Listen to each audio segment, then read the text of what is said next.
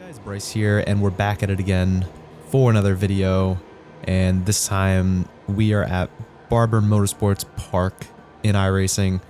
This is the first round of the Porsche Club of America Championship.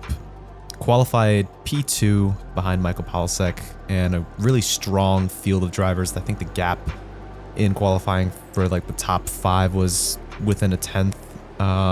Really close and tight field, and these are some really great, amazing drivers.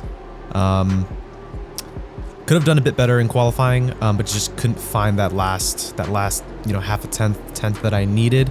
Maybe I'll go into the qualifying lap, middle of the race sometime, but really the start was just about getting the best start possible to try to get a jump on him.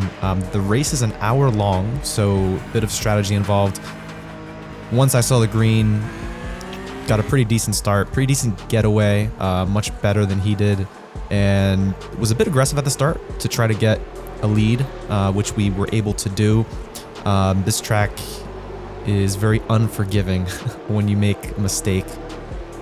Got a pretty decent jump off the line, leading the pack, but it is such a long race, and strategy, pit stop strategy plays a really big role because the fuel is capped at 40%, I believe, 40 or 60% fuel. So you need to make a pit stop at some point in the race.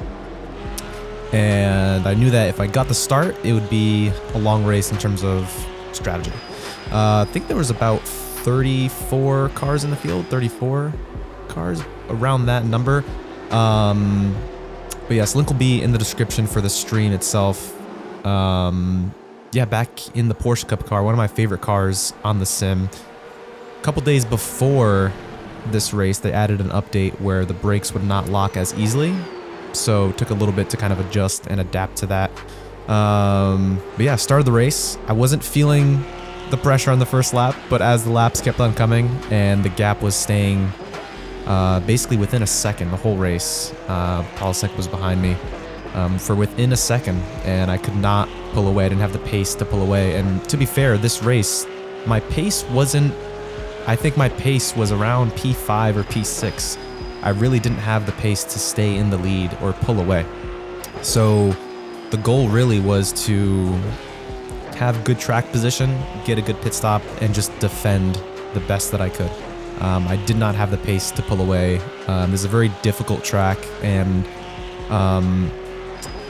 looking back, there was a couple things I could have done differently, maybe to eke out a little bit of pace, but I wasn't 110% comfortable with the track. I think you really need to be very comfortable and know exactly where to drive on the limit. And especially being in the lead of the race, when you're controlling the lead like this, it's really important that you don't over push. You do want to have some tire life towards the end of the race, and as well as fuel saving, which fuel saving was a big weakness of mine last season, and pit stops was a big weakness of mine last season, and this showed a bit in this race as well, where the guys behind were saving a bit of fuel, and because I didn't have the pace ahead to pull away, if I were to save fuel, I would have gotten past. So really I was sort of not pushing flat out, but I didn't really have any extra pace to be fuel saving, especially since I didn't have the draft or the toe in front. But yes, long race, hour long, and yeah, from this point here, this is essentially how kind of the gaps looked for majority of the race. Turn 1, I take a pretty unique line into turn 1 that I didn't see a lot of the other drivers doing. I really like to V off the line a lot and brake deep into the corner and rotate mid-corner. Bunch of different lines that I've seen people take through turn 1. Or not turn 1, turn 2, sorry, the long right-hander. Yeah, the rears on this car always wants to step out on you coming out of the slower speed corners, and I saw a lot of accidents where that would be happening. And as you can see, the gap behind is still within a second. I have 3 or 4 cars on me throughout this whole race. Nothing really crazy happened. Let's walk you through this qualifying lap just to show you, analyze that and take a look at it right now. So just to show the qualifying laps, you get 3 qualifying laps, and I only was able to do 2. So turn 1, braking at the 2, turning in at the 1. This needs to be a really smooth transition and just smooth on all the inputs. And then turn 2, you can see this wider line that we take on the power aggressively. This car just wants to understeer on power. And the first lap and the out lap, first 2 laps, the tires are extremely cold and your lap times are going to be so much slower. Braking after the 3 turn in for the left-hander, this is a triple apex and it's just all about the exit in. Rotating the car early to get on the power as soon as you can, have the rear squat down. You have the right-left flick here, braking at the 2, again being super smooth here, using all of these curbs as much as you can. And really the first lap is about getting a good base lap, a good baseline lap, not pushing too hard, and having that good baseline lap there for you to improve on over the next 2 laps. All of the curb used on the fast chicane, pretty fun. Braking at the 2, turning in for the left and then the right, missed the apex a bit on the left and using a lot of that curb on the right, even though I think that I could have been a bit quicker if I use a bit less and use more of the camber on the inside of the track. You have a tightening radius right-hander, use the curb on the right and then flick it back into the left for the final corner. It's such an interesting track and it's like a roller coaster. Would be pretty awesome in real life. Second lap and we were pushing a little bit harder now, so now we're braking just before the 2, but we're getting on the power a bit sooner now. You can see almost on the white line there. Same thing here, braking deep into the corner, getting the rotation in and on the power on the way out of the corner.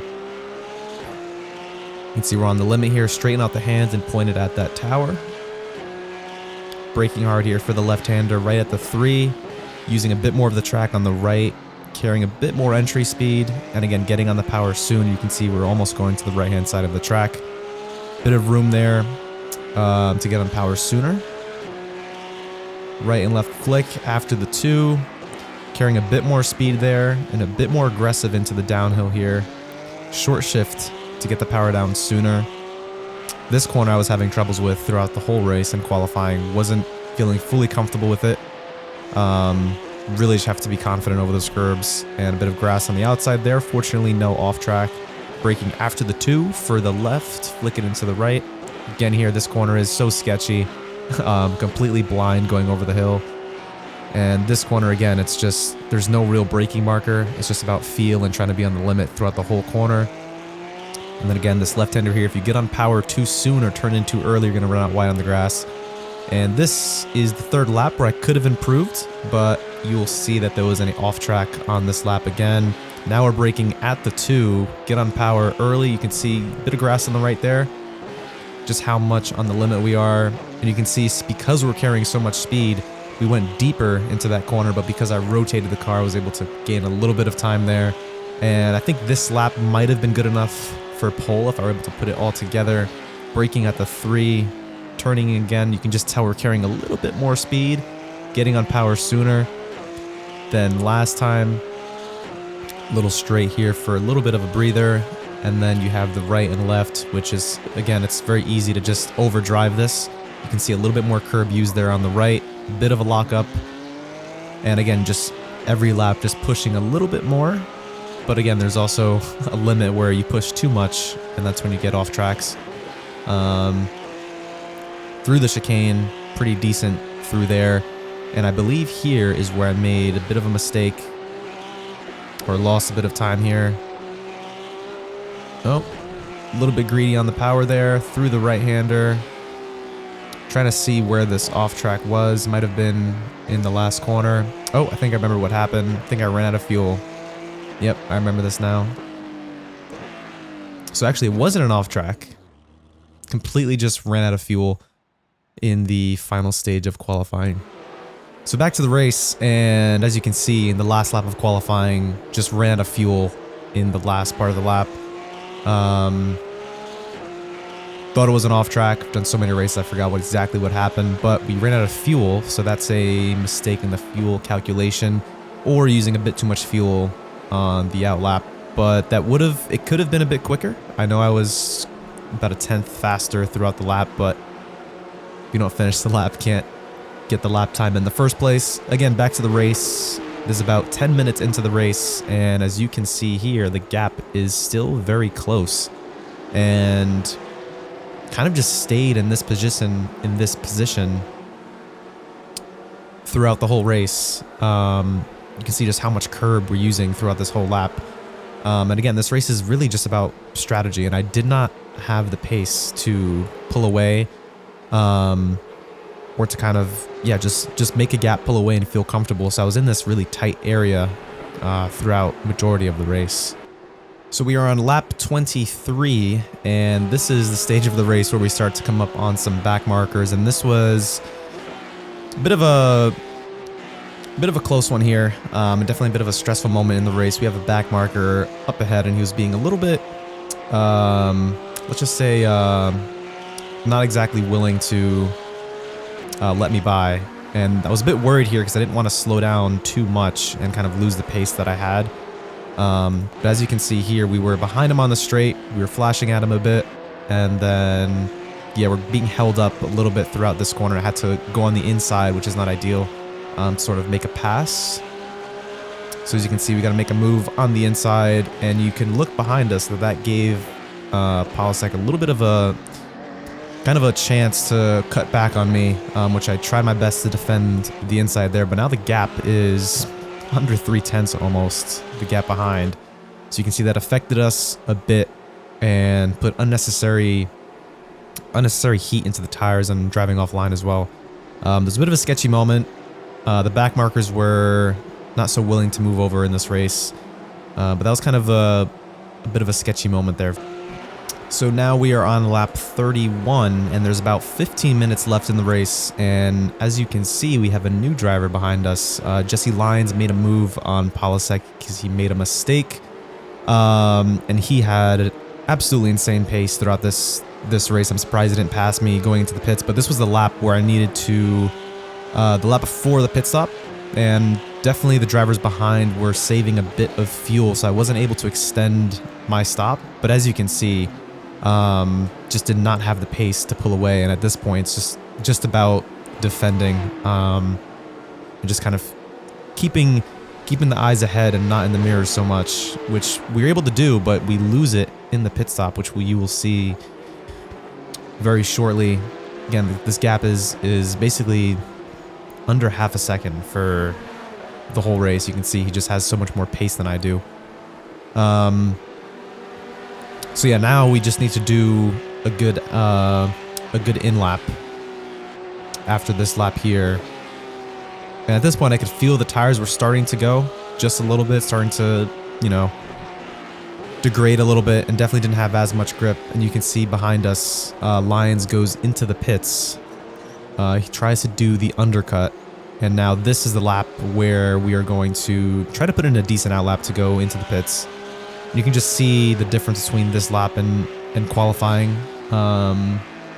Just can't get on the power as soon, and yeah, could definitely tell that the tires were not wanting to do exactly as I wanted.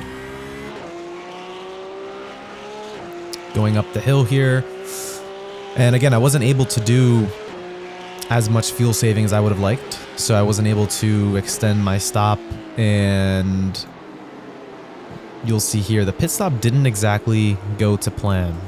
The pit entry on this track is a bit interesting. It's definitely challenging, something you need to definitely practice. It's not just like a straight merge into the pits. It has two corners in it, and this last corner you essentially need to forget about the exit and just go straight. But I braked a little bit too early for the pit entry. And you can see the car behind gained a bit of time on me, so it's about a second now, and you can see how much time or how much closer he got just from that. Now we're going to the pits for the pit stop, and the pit exit got a bit of wheel spin, and he passed me coming out of the pits, so we did lose a position there. As you can see, Lollipop goes up, we get a bit of wheel spin coming out the pits, and we lost a position there. And you can see up ahead going around turn 2, Jesse Lyons was able to pass us again. So now we're running in P3. So lost 2 positions there just from the pit stop. So that's definitely something we need to work on for the next race, which is just getting the pit stops right and making sure that we can save fuel or at least extend our stop. And I even did overfuel by about a liter. So definitely those are the things that need to work on for the next race, and also just the overall race pace could have been better. Either way, Don't know if the pace was there to really win the race. I think I might have gotten past either way towards the end of the race. But yeah, there's about 10 minutes left. And this is a lap where Polisek went into the pits, so he was able to extend his stop by a lap, which means he'll be fueling less, about 2 liters less, which is going to be about 2 seconds in the pits. And you can see he comes out, he's going to be coming out way before I do. So even though I pitted first, or pitted second with the track position, still ended up in P4. So you'll see coming around turn 1. So you can look in the distance after we go around this first left. You can see him there coming out the pits in the distance. This left us in P4. Was definitely gutted. I kind of knew mid-race that it might happen. I might get undercut or overcut, just due to the fueling strategy. So definitely something to work on for next race, with just getting pit stops, just nailing the pit stops. You know, you can have good qualifying, you can have a good first corner. You know, they say you can't win the race in turn 1, which is so true, which I thought I almost did win the race in turn 1. But again, it's such a long race. You need a good strategy, a good pit stop strategy. And you can see we're kind of over pushing the car a bit. So now that we're behind, I started to overdrive just a little bit on the entries of the corners, and that just ended up overheating the tires a bit. So then eventually I had to back off towards the end of the race. Last lap of the race in P4, and you can see the gap ahead has opened up a lot. Just stopped pushing and just brought the car home. Tires started to fall off massively. I didn't want to take any risks, and honestly the pace ahead was just much quicker than I was during this race. In the beginning I had decent pace, but sort of after the pit stop just kind of lost the momentum that I had. But overall, race was good, race was fun. Definitely need to work on that fuel strategy. The next race is Brands Hatch, so that's going to be interesting. One of my favorite tracks. Kind of has that similar, maybe a similar sort of rhythm as this track, fast corners and a quick turn 1 as well. So that's going to be interesting. Hoping to post all of the races on the channel. I do coaching. Make sure to check that out. Link will be in the description. I offer 3 different coaching packages that you guys can check out. But yeah, this season the goal is to go for the championship. I joined last season about halfway through, so that's why I didn't post videos for last season. But we have a lot of work to do for next race. But this race was a fun race. It's going to be tough next week. The field is super close, super tight, and super just high level, high skilled, talented drivers. So it's going to be fun. But hopefully you guys did enjoy this video. As always, leave a like, subscribe if you guys did enjoy, and expect some more content soon. Hopefully some more real life driving coming in the future, and I will see you in the next video, guys. Bye-bye.